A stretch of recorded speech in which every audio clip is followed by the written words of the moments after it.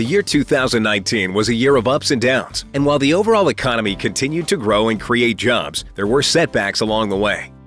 The unemployment rate in Clark County remained at a low 3.8% annual rate for the third year in a row. The county recorded its lowest unemployment rate of 3% in March. Clark County employment has continued to improve as well. For the first time in 8 years, employment in Clark County topped 9,600 workers. Revenue from the half-cent county sales tax for economic development generated more than $1.7 million for the first time. Construction of a $1.8 billion paper mill at Gum Springs has been delayed until there is some resolution to the ongoing trade dispute between the United States and China. Despite a visit in November by Governor Asa Hutchinson to Shandong Sun Paper, no real progress was made. A delegation from Clark County also traveled to China in mid-October to visit Shandong Sun Paper officials. Even though the project has been stalled, Alliance President and CEO Stephen Bell said Clark County has received several benefits from the Sun Paper project. These include the Economic Development Corporation of Clark County's ownership of one of the few 1,000-acre industrial sites in Arkansas, proof the site can win approval of an air permit, which is vital to attracting a large industry to Clark County, proof that a permit to withdraw water from the Washita River can be approved, engineering work for a complete rail spur to the site and for the construction of a public transload facility, completed soil and archaeological studies on the property. The site has been placed in an opportunity zone. All that information can be used to market the site to another industrial prospect. The EDCCC offered Sun Paper $10 million in incentives, but this was not in the form of a cash incentive. Instead, the funds were used to purchase the 1,000-acre property for the mill and to construct a rail spur that could be used by both Sun Paper and other Clark County industries. The EDCCC retains ownership of the property and also has engineered drawings for the rail spur. Georgia Pacific announced plans to invest $70 million at its mill in Gurdon. The improvements will make the mill more efficient and give it the ability to quickly take advantage of any rise in market demand, meaning more jobs and more business for the local logging industry. Since 2015, GP has invested more than $100 million in the lumber and plywood mill. Capital improvements at the plant include installation of an advanced merchandiser that the company said determines best end product use, new panel assembly stations with state-of-the-art scanning systems, an upgraded power plant, software and security enhancements.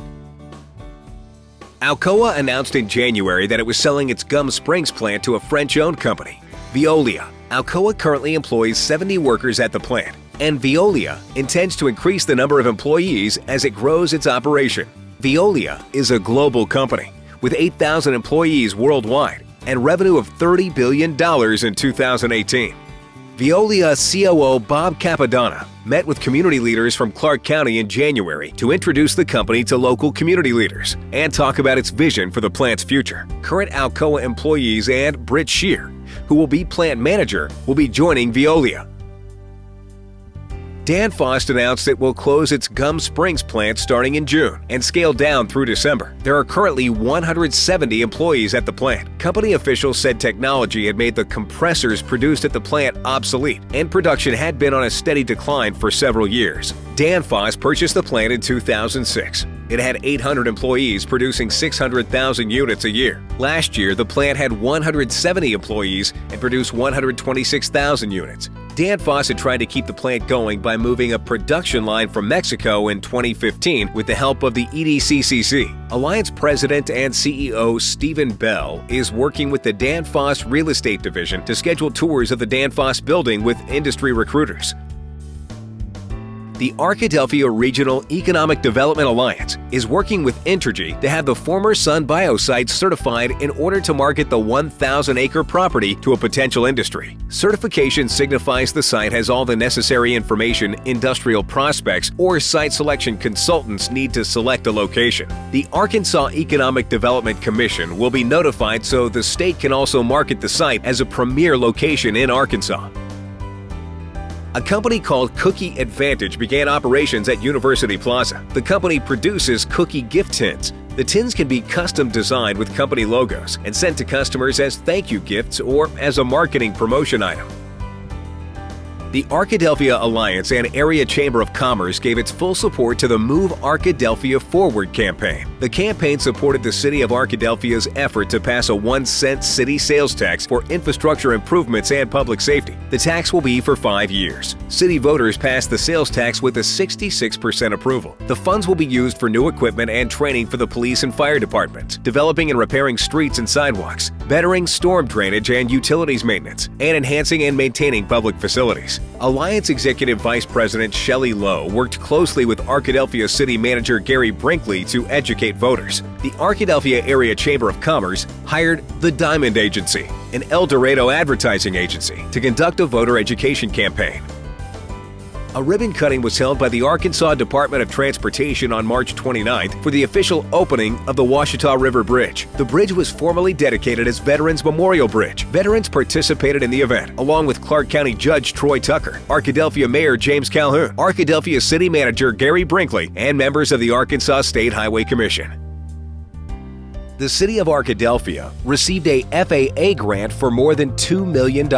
Matching funds totaling nearly $250,000 came from a state grant from the Arkansas Department of Aeronautics. The funds were used for airport rehab and drainage. Work began in July with the removal and replacement of an existing pipe culvert under a runway that will improve airfield drainage. An asphalt overlay was performed to improve the quality and durability of the runway.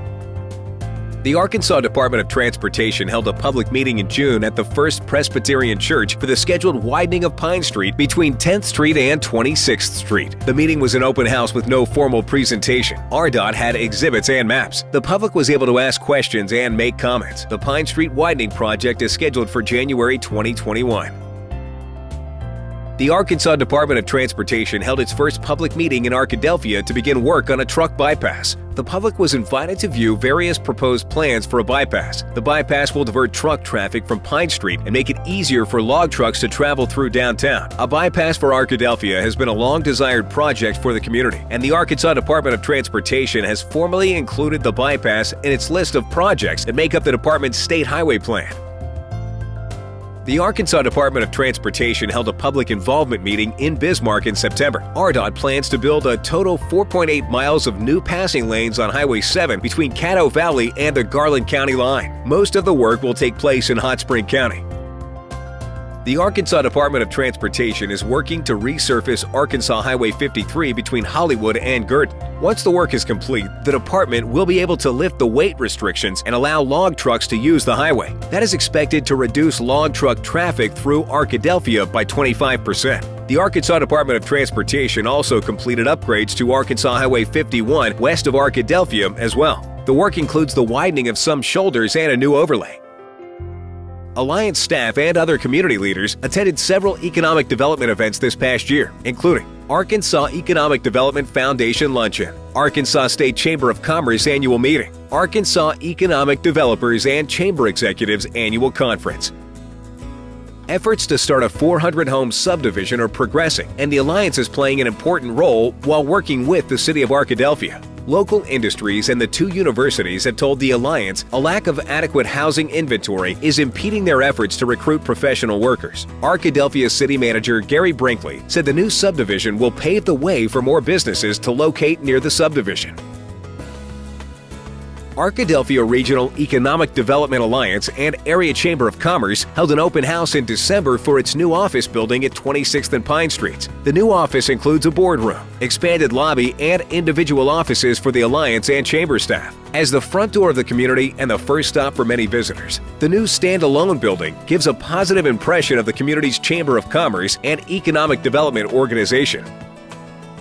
Class 8 of Leadership Clark County began in January 2019 with 24 participants. The program is designed with the belief that future leadership is critical to furthering the economic growth of our community. The class is comprised of emerging leaders who are committed to shaping the future of our county. Participants engage in a 9-month course covering topics such as Clark County history, education, agriculture, wood products, tourism, and state government. Class 8 of Leadership Clark County graduated in October. Henderson State University saw major changes in 2019. Dr. Glenn Jones resigned as president of Henderson State University, and Elaine Kneebone was named interim president.